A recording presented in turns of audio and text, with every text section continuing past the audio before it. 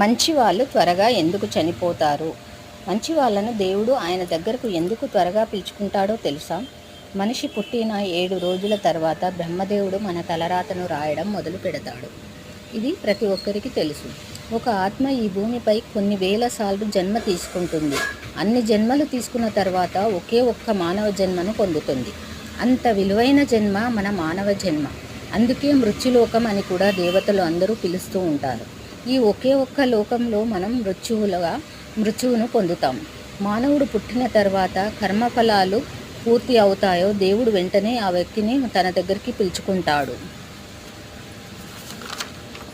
అదే మీ కర్మఫలాలు తీరకపోతే యమధర్మరాజు కూడా ఏమి చేయలేడు. హర హర మహాదేవ.